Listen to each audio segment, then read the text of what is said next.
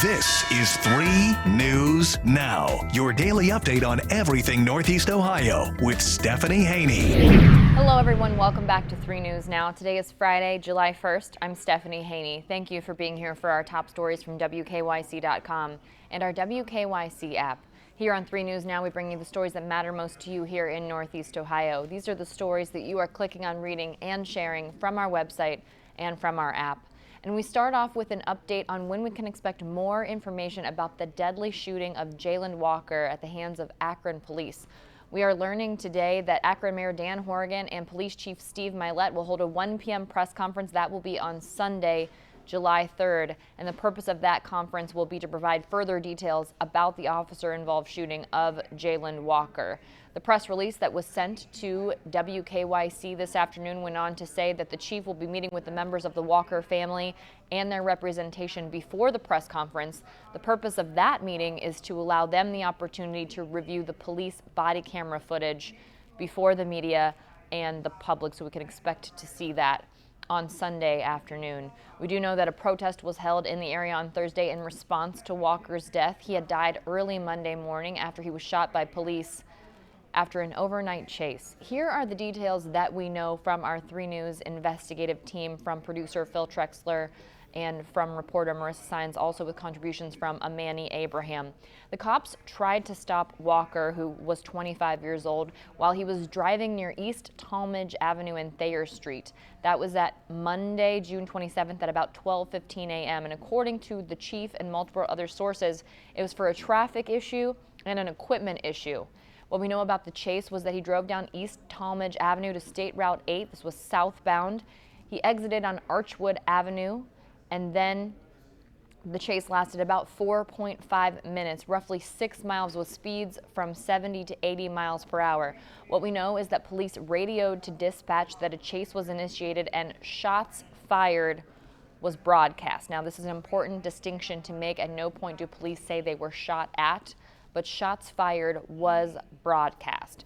Now, once the chase neared the Bridgestone Americas campus, Walker got out of the car and the car rolled into a church building. What we know then is he was running away from 8 officers and was in the Bridgestone parking lot. That's according to video viewed by the attorney for the family and a police source. As he was running, we are told that Walker turned his neck or his torso to look back and see the officers, and then almost immediately was met with gunfire. And it is presumably the twist or the look back by Walker that is the deadly threat perceived by police.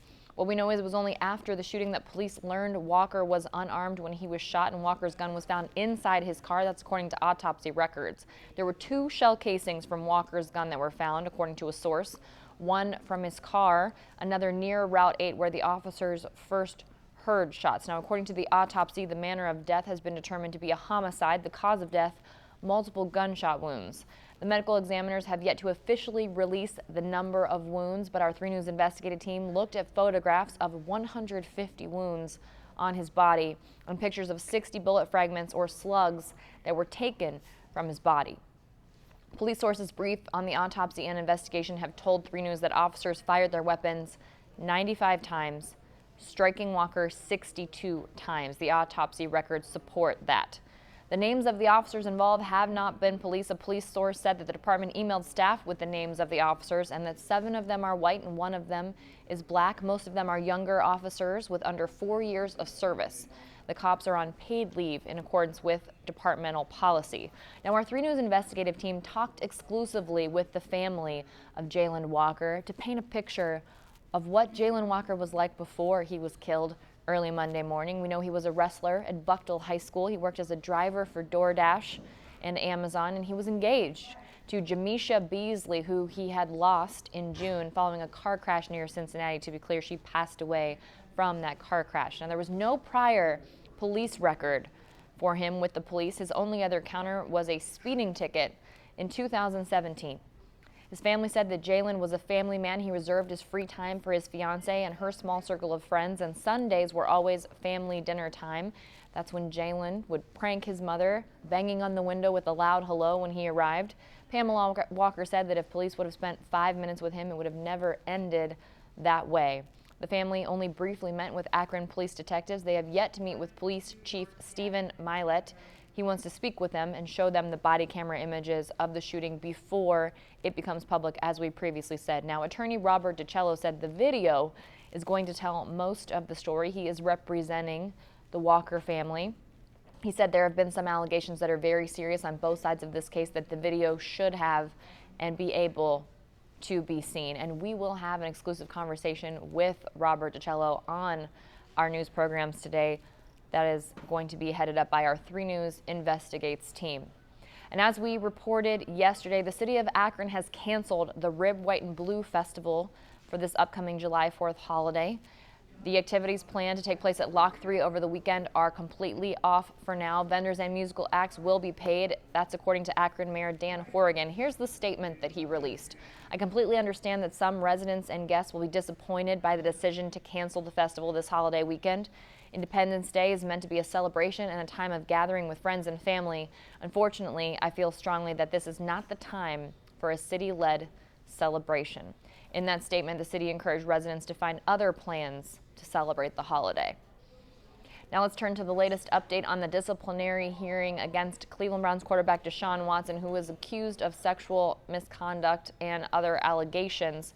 What we know is that wrapped up yesterday after 3 days in front of presiding officer Sue Robinson. Now, after it wrapped up yesterday, Pro Football Talk's Mike Florio tweeted some of the things that were to have been admitted or to have been presented by the NFL in that hearing.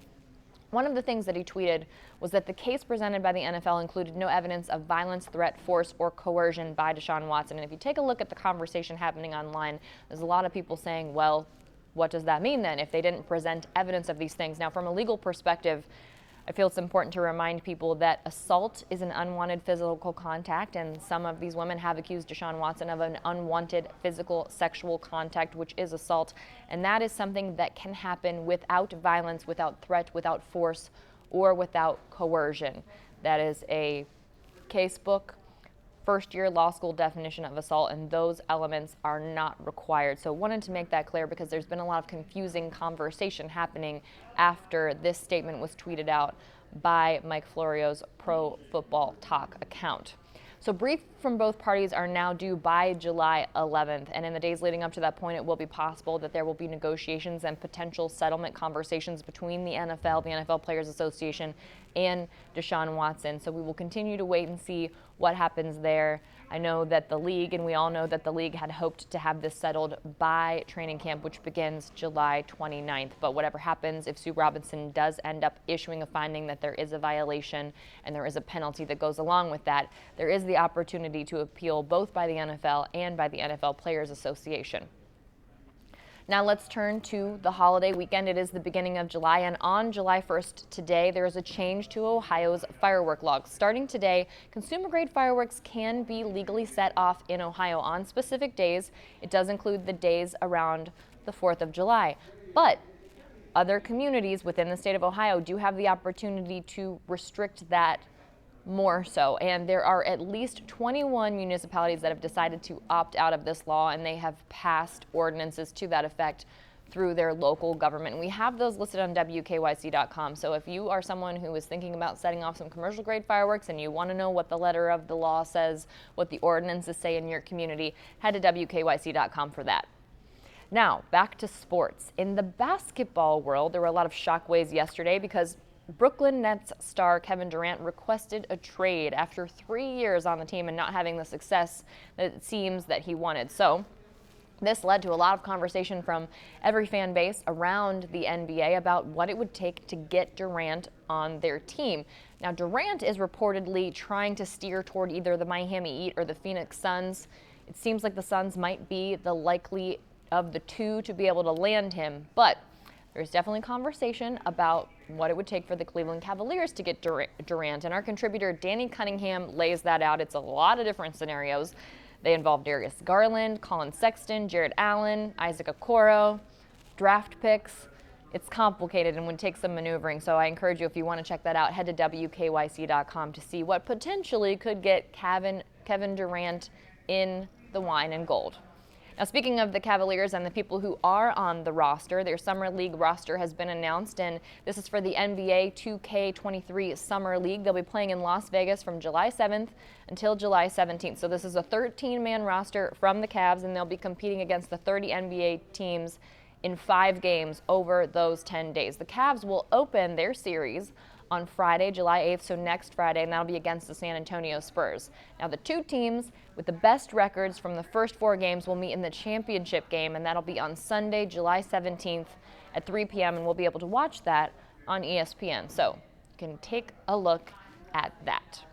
And the last thing to let you know before we go here, if you are playing the Powerball, you know I am playing the Powerball. I've been playing it for the entire year so far. I believe I'm 26 weeks in, so halfway there. Somebody won Wednesday's Powerball drawing. It was worth $366.7 million, and the winning ticket was sold at a Jolly Shortstop convenience store in Vermont. Now, this is the first time in Powerball history that a Jackball winning ticket has been sold in Vermont. That's according to the lottery. So, congratulations to the state of Vermont. Now, the winner can either take the payment in sums, in increments, or they can opt for that lump sum payment, which would be $208.4 million. Either way, that's a lot of money. And if you're wondering what the winning numbers were, they were 8, 40, 49, 58, and 63, and the Powerball was 14. The power play was 3 times, but that doesn't matter when you win the jackpot. Your prize does not get multiplied. This big prize, by the way, isn't even the biggest one yet this year. There were 2 tickets sold in California and Wisconsin that shared $632.6 million. That was in January. That's what prompted my Powerball experiment, by the way. And an Arizona winner in April took home $473.1 million. By the way, there was a recent $1 million winner here in Cleveland. I found that out from a press release from a company called Jack Pocket, which is something, this is not an ad, this is something that I did try out, and it was nice to be able to buy my Powerball ticket online, but you can also do that through the Ohio Lottery app. So anyway, lots of different ways if you want to play the Powerball to do it, but remember, as always, gamble responsibly, and I am sad to report that no, I was not in Vermont, and I did not buy that winning Powerball ticket in Vermont. I was here in Cleveland at home, and I bought it on an app, and it did not win, yet again. All right, that's it for your 3 News Now update today for Friday, July 1st. Everyone, enjoy your holiday weekend. We will keep you updated with the most up-to-date information about all of the things happening in your community. So stick with us over the weekend on our TV shows and on all of our platforms. I'm Stephanie Haney. I will see you back next week with more 3 News Now. Thanks for listening to 3 News Now with Stephanie Haney from WKYC Studios. Subscribe now so you never miss an update, and find more on everything you heard here on WKYC.com and in the WKYC app.